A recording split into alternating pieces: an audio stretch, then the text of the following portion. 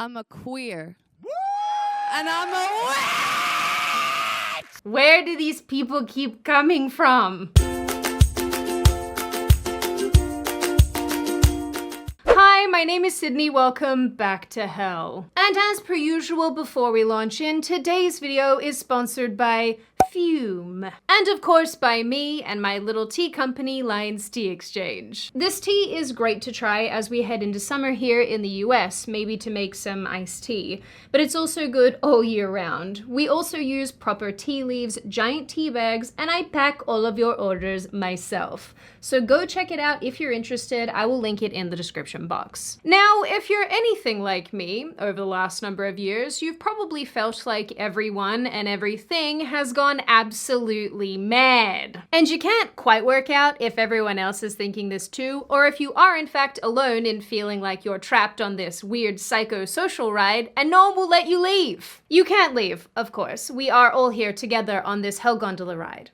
You live here now. I come into contact with stories and videos and other weird things on the internet all the time that genuinely make me believe that we are living through one of the most bizarre periods of time in history. And at this point, what is becoming very clear is that a lot of this strangeness and social degradation is being pushed forward by one very specific group of people who are hell-bent on forcing the rest of us into their world of diversity, equity, and inclusion. I am very good, thank you. I don't want that. And culturally, of course, this is having massive consequences as more and more institutions and social arenas are being permanently altered to accommodate this group of people, while the rest of us are left still trying to wrap our heads around how the hell we got here. Kicking and screaming. For the most part. This was all once again highlighted to me after I watched several viral clips of a singer called Bambi Thug who performed at last week's Eurovision Song Contest. And if you don't know what that is, it's basically a musical performance competition for European countries and Australia.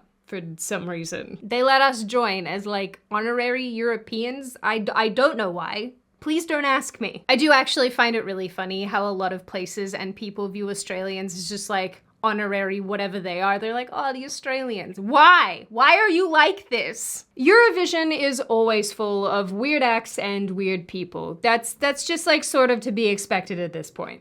But Bambi, representing Ireland, has been seen in multiple videos acting bizarrely, screaming into microphones during interviews, and just laughing maniacally. In one clip, the singer claims to be a witch and queer while dressed in a trans flag. Yep, that's what's happening. Do you know what makes me special? I'm a queer. And I'm a witch! And I love art, I love drama, I love theater. I'm gonna give you a show. I forgot the rest of your question because I'm dissociated. What am I looking at here? Weirdly enough, the witch comment is the least surprising thing about that whole exchange. In another, Bambi bemoans how hard it is to be a non-binary person behind the scenes at Eurovision, and makes further comments about how the queers are coming. So proud of Nemo winning. I'm so proud that all of us are in the top 10 that have been fighting for this shit behind the scenes. Because it has been so hard. It has been so hard. I'm so proud of us. The thing that makes us as contestants, the community behind it, the love and the power and the support of all of us is what is making change. And the world has spoken. The queers are coming.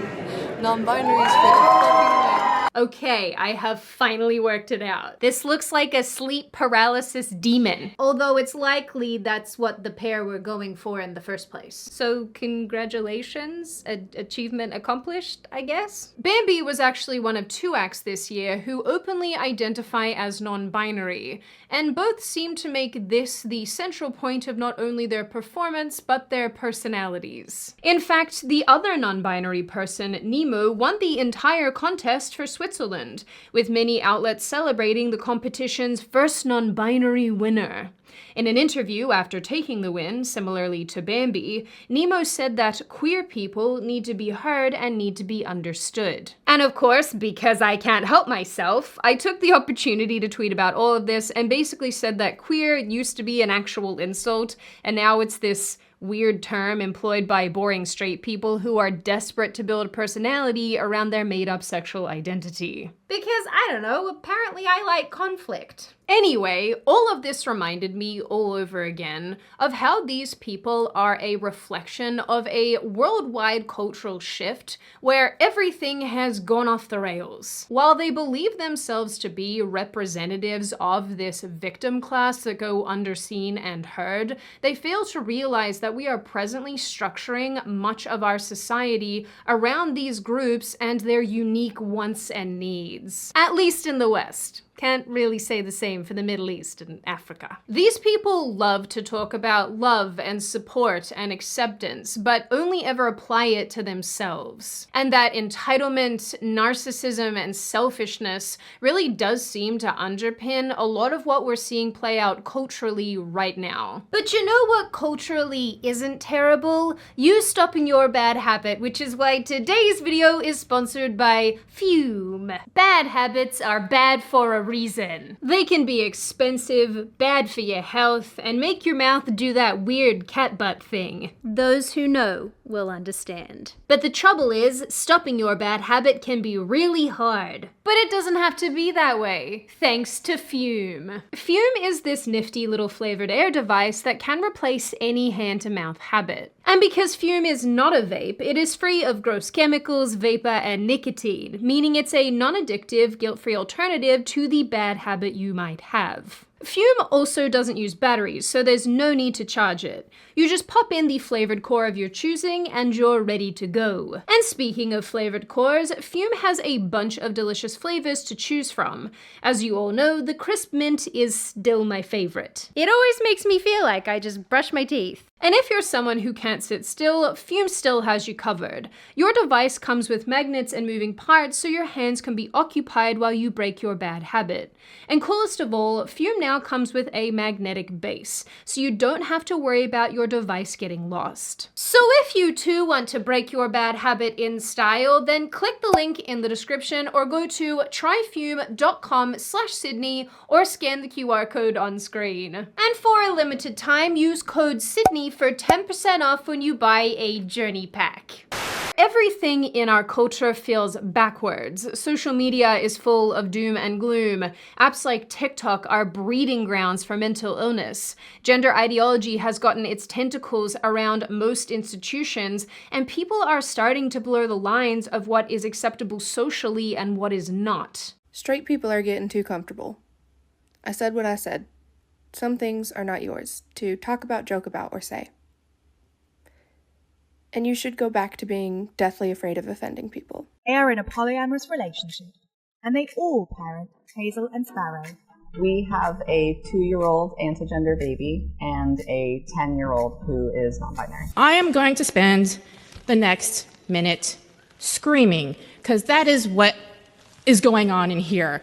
That is what the trans genocide in this country, in this city, has brought me to.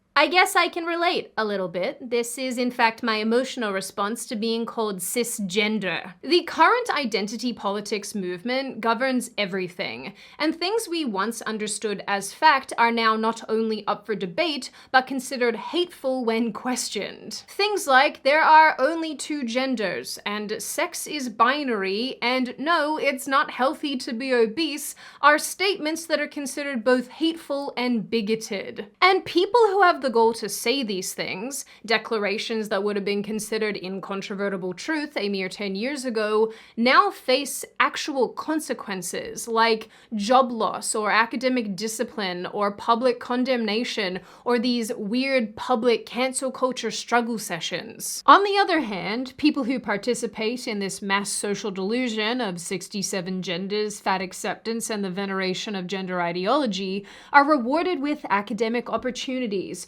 contracts with huge brands and companies, and even the support of politicians and political groups. Hi!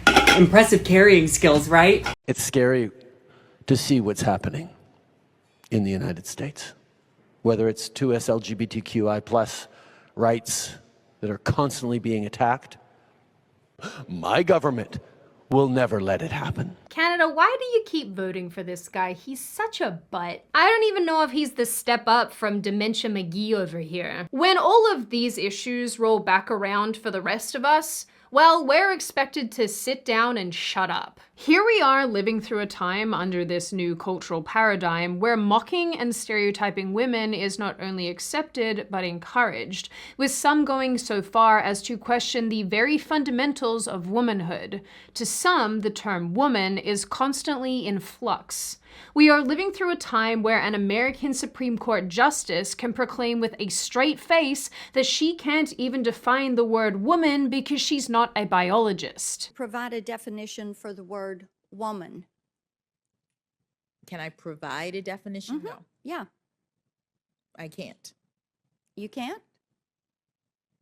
Not in this context. So I'm not a biologist. Terms like mother, wife, and women are dismissed in favor of nebulous and dehumanizing terminology like menstruators, birthing persons, and uterus owners. There's a host body, and that host body has to have a certain amount of rights because at the end of the day, it is that body that carries this entire other body to term. History and society has built up this stigma that makes menstruators feel so ashamed. And respectful of Black women and birthing people. The maternal mortality crisis among Black birthing people. And birthing people. Black birthing people. For all birthing persons. And the simple question of whether men can bear children and breastfeed them has become a matter of debate. Do you believe then that men can become pregnant and have abortions?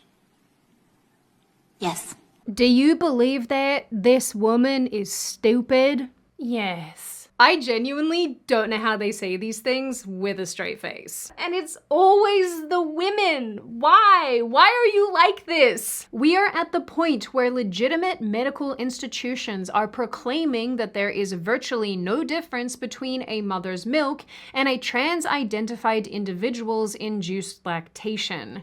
And in an effort to be even more inclusive, they use the term chest feeding and chest milk. In fact, we know that trans women can successfully breastfeed their children and that the milk they produce can be just as nutritious. If there is a way that you are able to feed the best milk that your baby can get that is equal to anybody else's, don't feel you need to apologize for that. Sadly, nobody seems remotely interested in the well-being of the babies involved so long as these individuals can validate their gender. Has the Roman Empire fallen?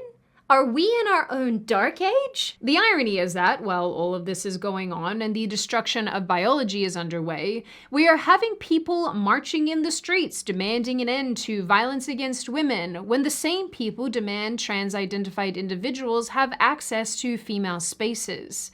The United Kingdom spends its time arresting citizens for misgendering others on Twitter, while its countries are being consumed by mass immigration and individuals who have no interest in assimilating. J.K. Rowling has definitely committed a crime. I'm legally a woman, she knows I'm a woman, and she calls me a man. I mean, is anybody paying attention to what's happening in London? I'm going to say it here on the floor of the House and get the scorn of people when I say you've got a massive Muslim takeover of the United Kingdom going on right before our eyes. People are sentenced to time in prison for stickers, while England becomes a world leader in incidents of acid attacks. And when people bother to stand up for their heritage, they are called racist and xenophobic by their own leaders who say that European countries are too white. The chief social work advisor, white.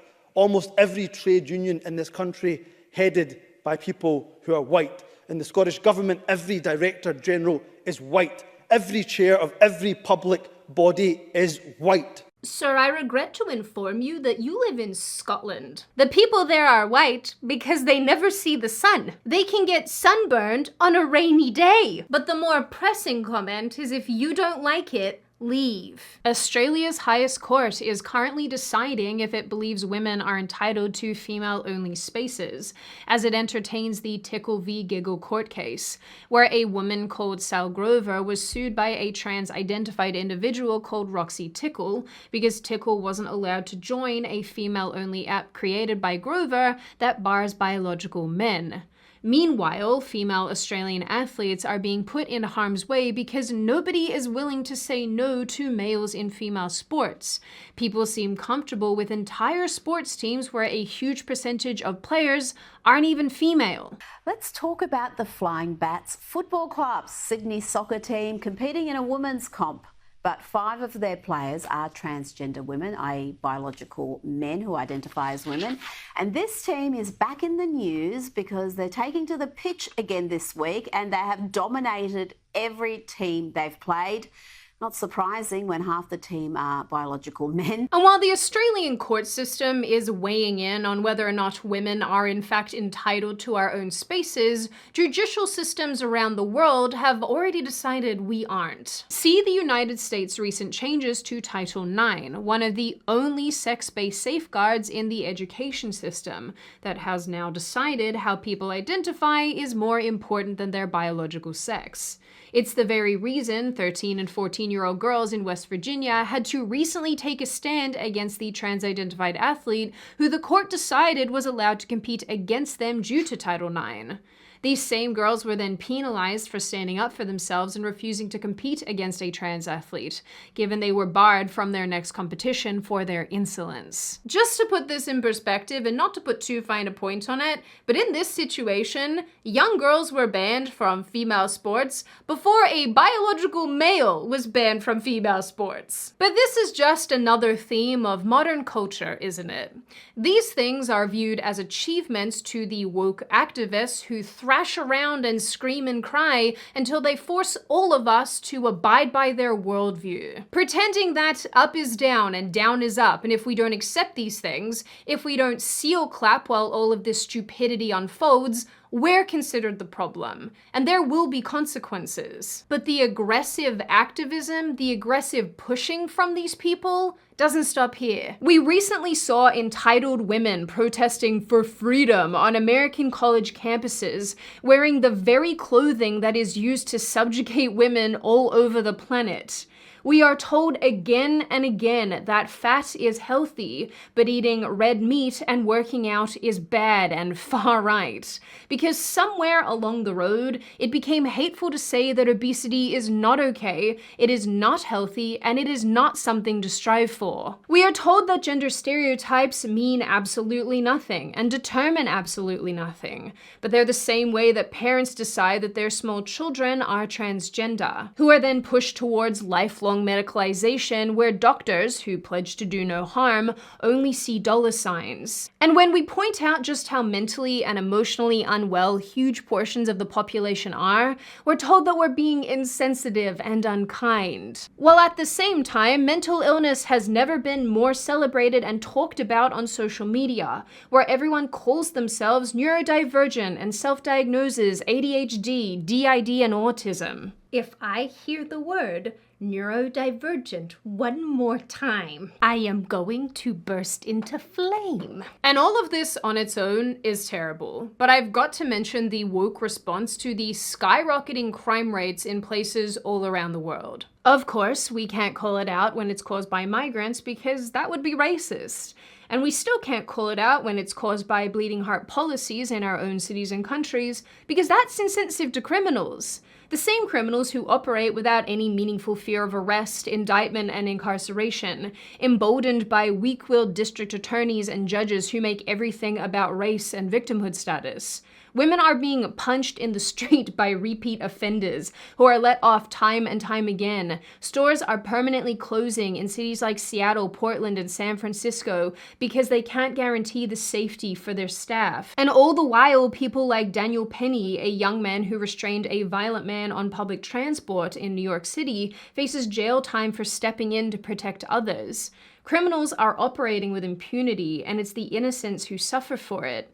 And the media is entirely disinterested in reporting any of this unless the victim or offender meets a specific profile. And you're made to feel like you're crazy for noticing all of this. And I haven't even really scratched the surface of the stupidity happening everywhere right now. So when I see people who are dressed as sleep paralysis demons going on about being queer and non-binary and how this is a massive concern, well, yeah, that kind of checks out. Because for these people, this is what matters to them. This is the biggest concern for them, and they're trying to make these things the biggest concern for us too. And perhaps the saddest part about all of this is that in the not too distant past, you were completely able to reject things comfortably that you knew to be untrue or unfounded or insane. You'd be able to have discussions and share ideas and not live under this constant threat of public humiliation if you dared to disagree. At the heart of this cultural upheaval lies the rejection of basic decorum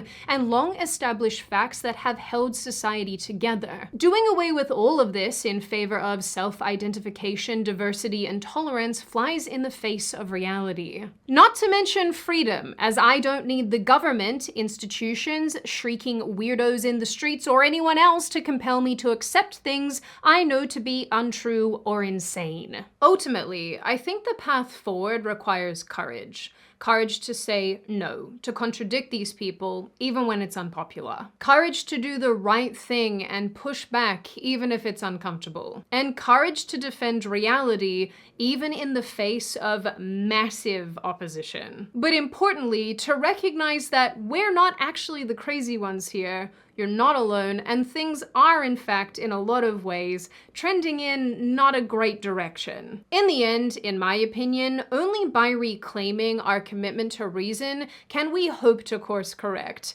and maybe even steer our culture down an even better path. Now, on that note, and before I open the floor to all of you, this is just a reminder to check out Fume using the link in the description. When you do and you buy a journey pack, you can get 10% off your order. Now, I open the floor to all of you. What do you all think? Are you also over these people? Do you think that the woke activists, the woke leftists will ever stop? Do you think that they'll always keep pushing the envelope on what is acceptable and what the rest of us are being subjected to? What did you make of Eurovision and the clips that I showed you? Was that surprising to you, not surprising to you? And what about the other things that I discussed in this video? Does it concern you? Are you not really concerned at all? Do you think that these are good things, bad things? And what do you generally make of this issue overall? As always, if you have made it this far in the video, congratulations. You know I like having you all along to the end. If you are not subscribed already and you would like to see more of me and more of this kind of content, feel free to hit that subscribe button, as well as leaving this video a like and a comment. I do read the majority of your comments and I really like hearing your feedback. And of course, if you have any video suggestions, feel free to let me know. I really like hearing those as well. But in the meantime, I will see you wonderful, pretty people in the next video.